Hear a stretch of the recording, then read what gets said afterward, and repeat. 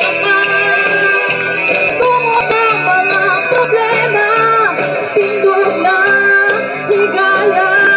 Tuhod mo, papain na, kung naluya ka man. Kang Isus, isalig ang banal, pagahig kaniya, maong buhata. Alam mo sayo na, alam mo luksot na, alam mo dada na, alam mo pakbak na, pagahig na tinutanay, buhata kanunay. Alam mo sayo na, alam mo luksot na, alam mo dada na, alam mo pakbak na, pagahig na tinutanay, buhata kanunay.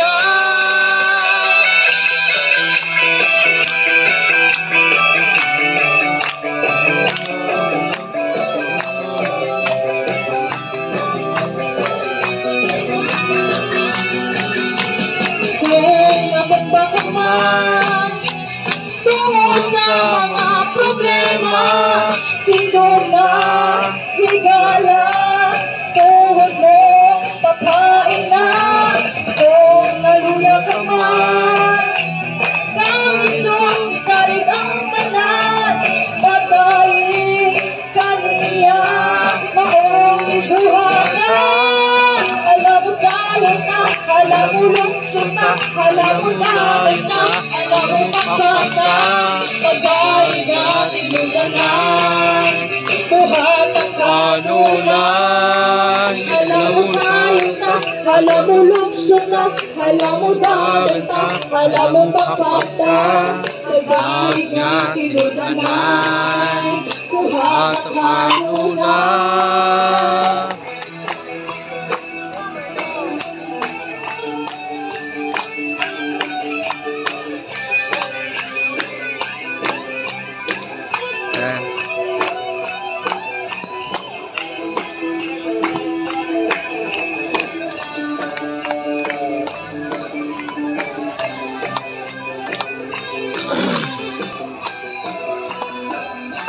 Hindi ang kabalaka, huwag na ang kaluya. May karoon ang panahon na atos ang dagon. Hindi ang kabalaka, huwag na ang kaluya. May karoon ang panahon na atos ang dagon. Alam mo salat na, alam mo luksot na, alam mo salat na, alam mo pakbak na, pagdahig na tinutanay, buhat ang kanunay. Alam mo salat na, alam mo luksot na, alam mo dagat na, alam mo pakbak na, pagdahig na tinutanay, buhat ang kanunay.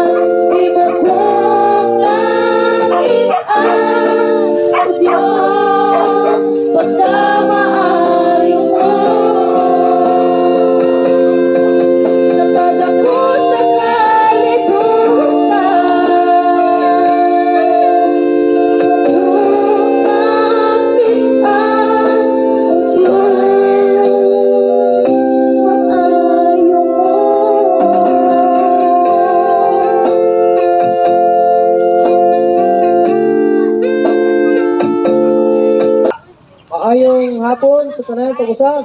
Salamat sa Ginoo ning tataas sa kapunan na makadungog kita sa pulong sa Ginoo. Dili kita magalangan diretso ta sa pagpamalandong sa mensahe sa pulong sa Ginoo.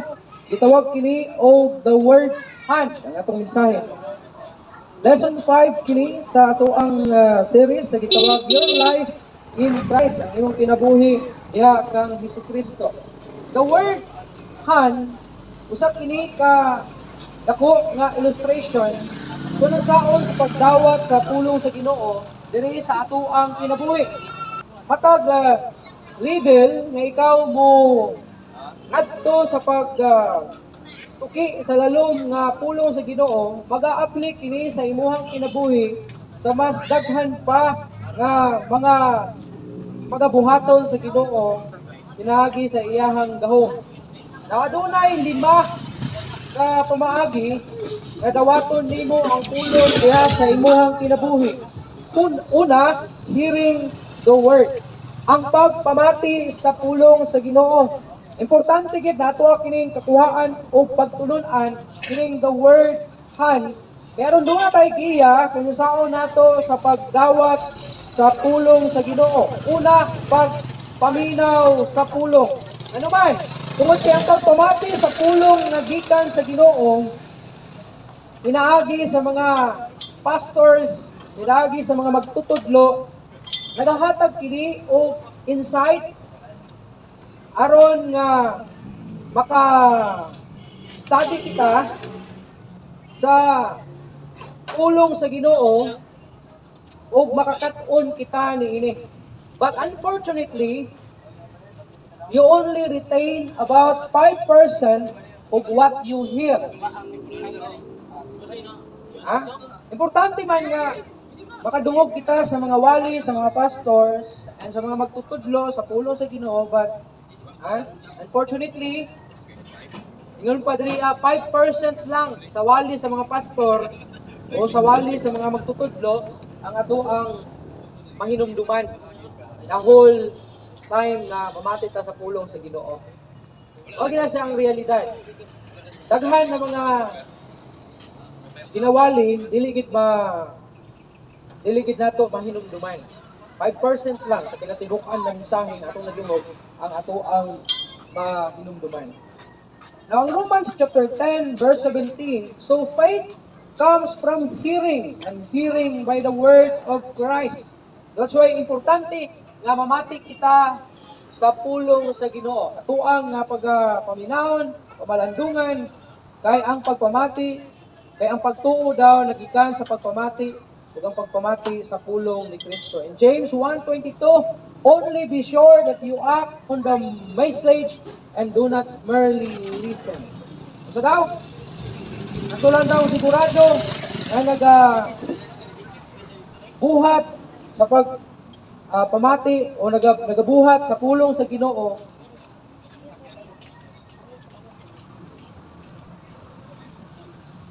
Only be sure that you act on the message and do not merely listen. Wala ka ga pamati. Wala gid mo na sabtang tingali ang words sa Ginoo. So kinahanglan pamati kita sa pulong sa Ginoo. Pamation gid nato ang pulong sa Ginoo. Hindi kita padala sa mga kapulian, mga babag. Anong dili nato madunggan ang pulong sa Ginoo. Kaya pwede man gud nato dili madunggan ang Ginoo sa nakasulod simbahan. Kaya wala atong ginapaminaw. Which is ginapaminaw nato ang ato ang mga hula nga naa sa gawas, naa sa labunon sa balay, naa sa mga tutukonon diya sa balay, naa sa mga utang tingali, naa sa mga nasa itong mga panginabuhian diya sulod sa balay nato. So muna nga dili gid nato madunggan ang pulong sa Ginoo. Nakasulod simbahan, but sa to say, wala kita kadungog sa word sa Ginoo. Ikadua, reading the word. Ang pagbasa sa pulong sa Ginoo. Now, ano ba? Reading the Bible gives you an overall picture sa pulong sa Ginoo. So pangitaon nimo ang effective nga format sa pagbasa sa pulong sa Ginoo. usually, aduna kini systematic na program na maghatag kanimo og motivation for reaching the Bible each day or for reading the Bible each day. Kay kung dili man gud systematic ang imong nga pagbasa sa pulo sa Ginoo, manang dili ka gabasa og Bible. So some ways of systematically reading the Bible are reading straight the Bible or reading straight to the Bible at your own pace. Meaning, reading through the 1-year Bible. Kanang straight on bitaw niyo basa. Ha?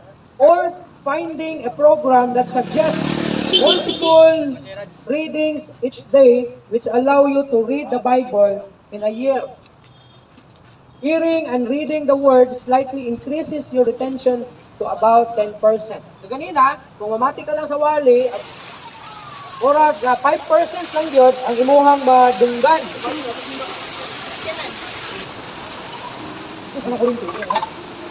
Payo. Ay, paibot ka lang na dito. Kaya naman na ikuhain ka. Paibot ka lang. Paibot ka lang sa part. Sige. Ang pagpamati sa pulong sa Ginoo ganina, 5% lang ang imuhang mahinumduman.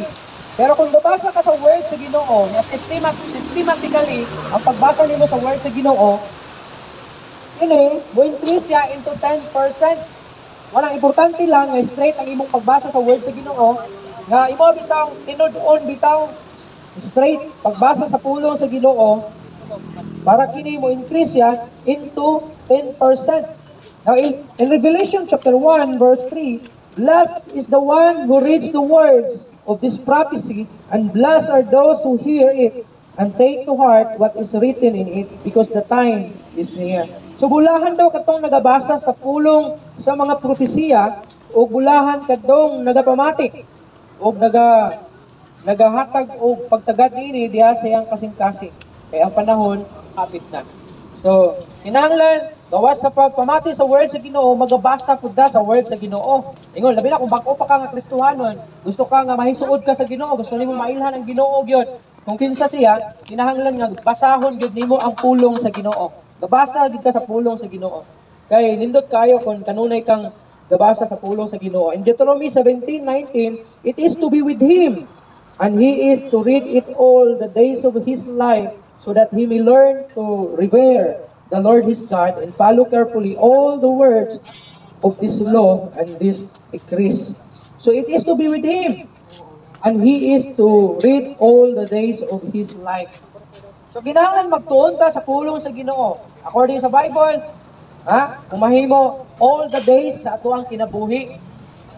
Basa ka sa word ng Ginoo. Hindi na nagasalig sa pagpamitaw sa magwawali kay pastor o sa kinsa man ang nagatudlo, nagawali, kundi basahan pud nato ang word sa Ginoo. Kaya naman, from 5% na madunggan nato ang ma-retain sa tuang kagalingon gikan sa wali, mahimo kining 10% kung gabasa ta sa word sa Ginoo gyud. Ikatulo, studying the word. So may kalainan sa reading the Bible and studying the scriptures. Now, studying the scriptures lead you into personal discoveries of God's truth. Kaya naman, for example, ang kalainan mo sa reading the Bible, kung gabasa lang ka, for example, basahon nimo ang gikan sa John 14, padulong sa whole chapter, pahuman mo nagbasa. Pero ang kining studying the word, tun-an mo siya, kung saan di pasakot-ani. For example, ang gingon sa John 14:6, I am the way, the truth, and the life. No one comes to the Father except through me. So, studyhan mo na siya. Wala ang pasabot na studying the word. At dili lang ka nabasa, but nag-study ka sa word. Now, studying the scriptures lead you into personal discoveries of God's truth. Ano man, kung nabasa ka sa word sa Ginoo, madiskubrihan nimo ang kamatuoran nga gitudlo sa Ginoo. Okay, kung dili mo ka study sa word, iko lang ka gabasa, usually man gud ang gabasa lang permente, wala ka study sa word sa Ginoo, dili mo masabtan. Kay lisod pa kayo i-explain ang Bible. Labi na kung wala ang leading sa Holy Spirit kasi mo, mura ka gabasa og newspaper. Mura ka gabasa og kining mga basahonon nga ordinary. Basa lang ka mo din na siya, pero wa jud ka kasabot, usa magipasabot gyud ani. So you need the Holy Spirit nga maoy magatapang kanimo sa pagpasabot sa word sa Ginoo. So muna, kinahanglan atong yung tun-an ang pulong sa Ginoo para para i-lead kita sa personal discoveries sa kamatuoran may tungod ini. Writing down. I-apel na ang pag-study sa Bible, pag-study sa pulong sa Ginoo, isulat nimo ang mga points dira nga nagatabang kanimo sa pag-organize o paghimo kanimo nga mas labing maayo. For example, ang John 14:1, let not your heart be troubled. You believe in God, believe also in me. Ang John 14:1, ingon niya, ayaw kamo kagool, salig kamo sa Dios, o salig usab kamo kanako. Subot pa sabot, kung imuha ning i-write down, imo isulat draa. Ang unsa man draa ang gisulti sa Ginoo sa imuha na makatabang kanimo. For example, ayaw kagool. Diba, i-write down nimo na. Labi na kung nakay devotional book bitaw, imo isulat nimo, uy, naingon sa John 14, ayaw kagool. Oh. Another thing is, salig sa Ginoo. So muna nga, kung ga-study ka sa Bible, ga-write down ka kung unsa ang gisulti sa Ginoo sa imuha. Hearing, reading, and studying the Bible increases your attention to about 25%. O from 5%, kapag pamati kay pastor, limang kaana, 5% lang di ay, ang pagpamati kay pastor, ang imong mahinumduman sa iyang wali. O, kung kanang gara-garaon nga magwawali, ang gara-garaon, kato ng mga binuang niya may mahinumduman. Ha? Katong mga jokes siguro. Pero, katong mga points dito, urag, 5% lagi mahinumduman nimo. Out of 100%, 95% ang wa na nimo na hinumduman. Karon kung mubasa ka sa Bible, mahimo siyang 10%. Kaya basa ka ng Bible, for example, basahon nimo ang the whole book of John. From chapter 1 to matapos na ang libro sa John. So, ibasa na nimo. So, mag-increase siya into 10%. Pero kung imo ba gina-studyhan, i-take note nimo, i-write down nimo ang points dito, ang makatabang sa imo, so mag-increase siya from 10%, madugangan siya og 15%. So, mahimo siyang 25%.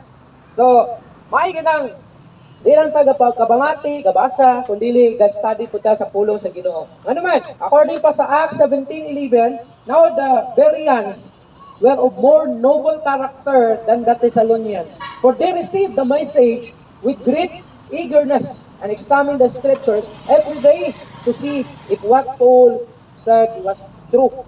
So, even ang mga Bereans, mas, mas more noble sila sa character, mas maayo daw ilang kinaiya kaysa mga Thessalonians. Nga naman, tungod kay, kadiha nga ma-receive nila ang mensahe, wali ni Paul sa ilaha, may eagerness sila nga i-examine. For example, ang scripture nga gigamit ni Paul is, nagtudlo siya about law. So, karon pag naghatag si Paul o kining scripture about law, tan-awon pud ni sa mga Bereans, o sila mismo pud mo study niini.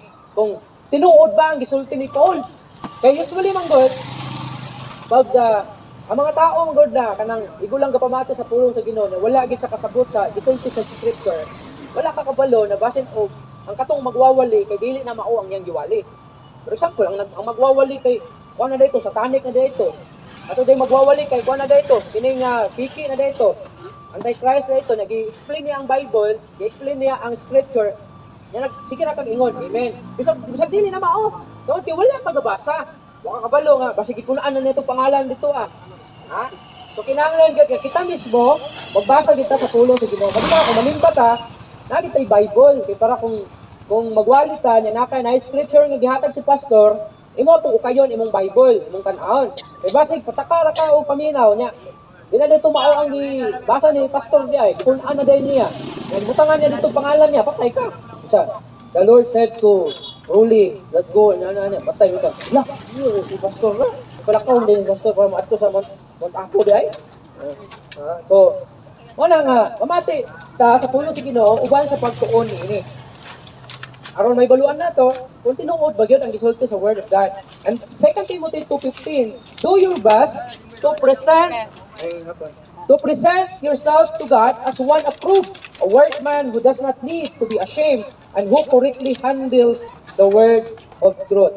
So, buhaton daw nimo ang tanan nga ikaw mahimong mapasidunggan ang Ginoo. I-present nimo ang Ginoo nga approve niya, or kana bitang malipay ang Ginoo ingon nga magbubuhat And wala nagkinahanglan nga so man ashamed and who correctly handles the word of God.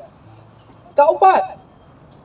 Sa to ganina, sa tong tulo, hearing the word, reading the word, and studying the word. Kaupat, memorizing the word. So lahi pud ni siya. Guys, study ka sa word, pero kini siya, kinahanglan pagid nimo siyang i-memorize. Samot na. May pang numero siguro memorize. Duwara ka numbers. Now, memorizing the word. Memorizing God's word enables you to use the sword of the Spirit to overcome Satan and temptations and to have it really available for witnessing or helping others with the word in season. So, pasabot ani. Kung i-memorize daw nimo ang pulong sa Ginoo, makahimo ka na makagamit sa sword of the Spirit. Nga din ma-overcome nimo si Satanas ug ang mga temptation.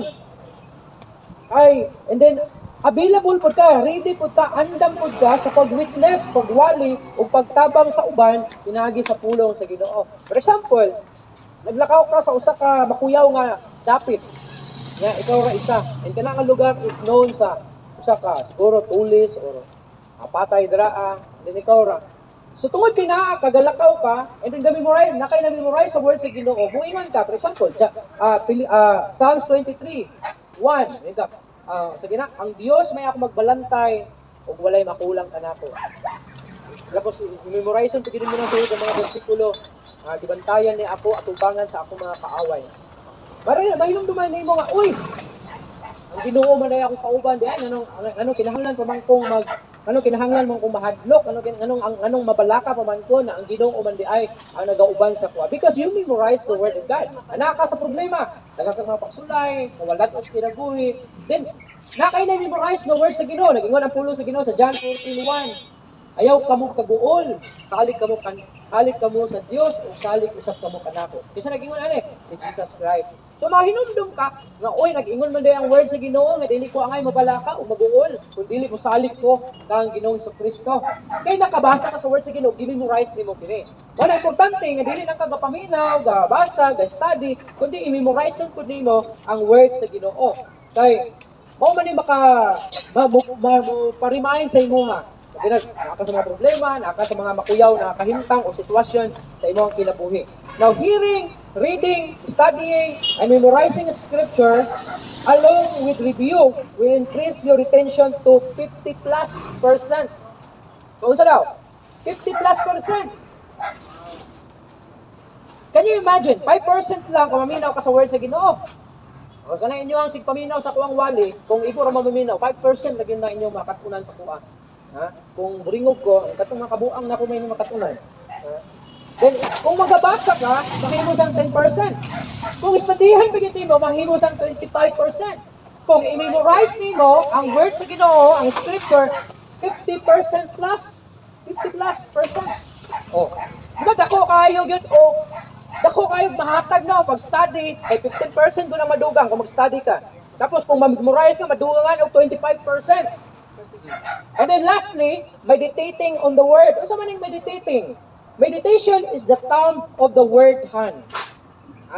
For it is used in conjunction with each of the other 4 methods. Only as you meditate on God's word, thinking of its meaning and application to your life.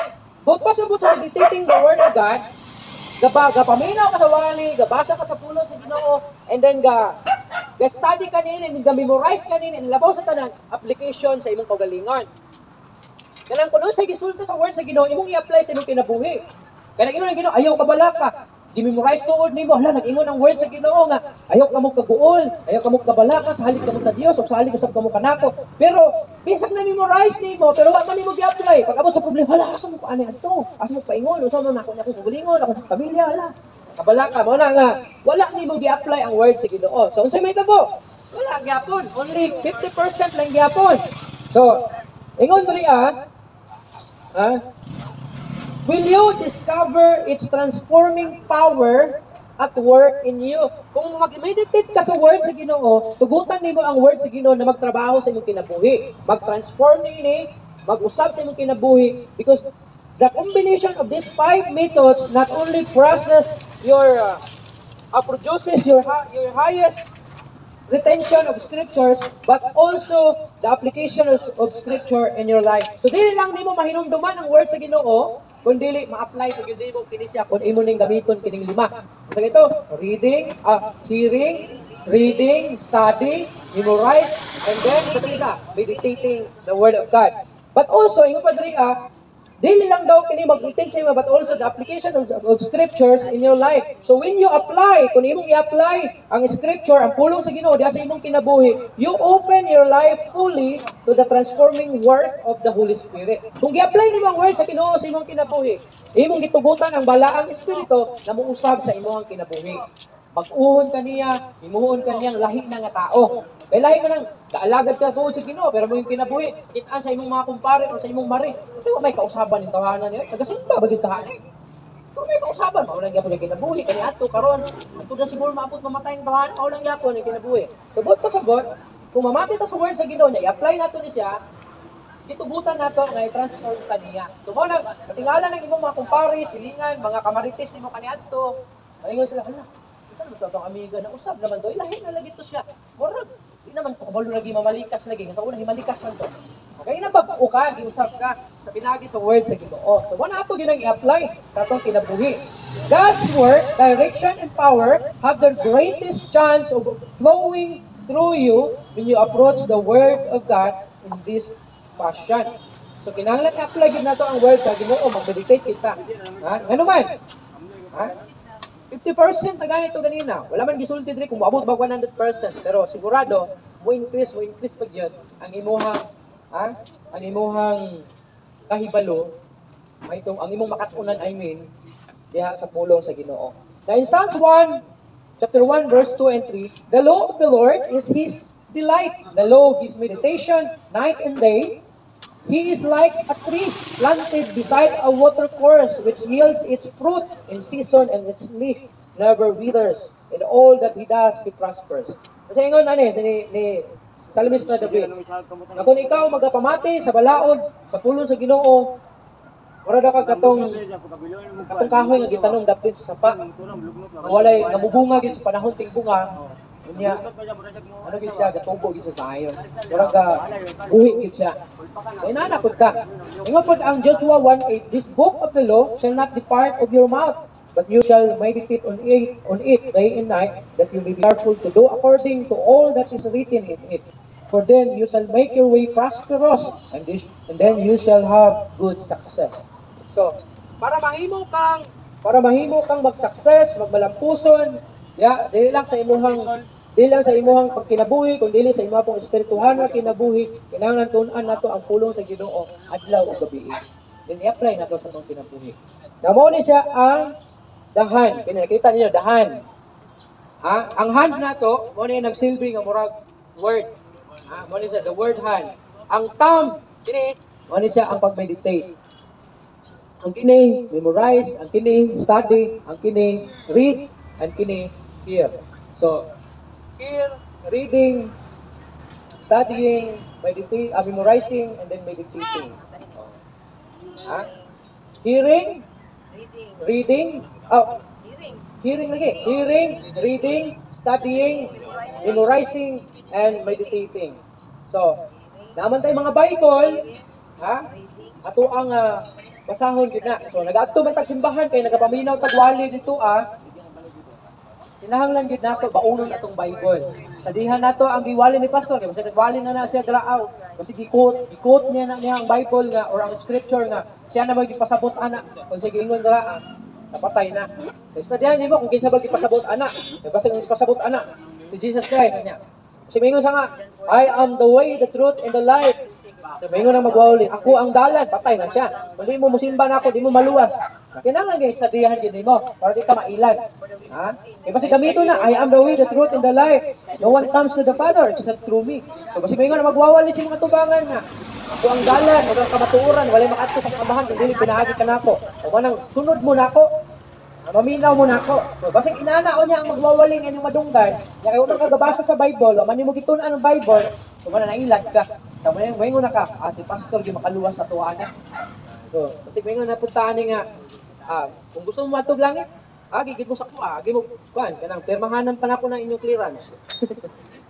So, di kita patunto, kay basin unya o ga, ma-imperno na yun ta, kay gabailag ta. So, wala ang pulos Ginoo unta, makatunta na ang naisagyot sa makatabang sa tua is, ang dimagyot kini makatabang. Importante man ang pagpamati sa pulos sa Ginoo, pero 5% lang yun. Nang siksimba, saligta nga, magsimbar ako, paala lang basa. Uy, dai, 5% lang imong ma-retain. Makapunan kay pastor. Kung Domingo nang kung makita, pagka Domingo, sa ito, walin ni pastor kung Domingo, di wala na.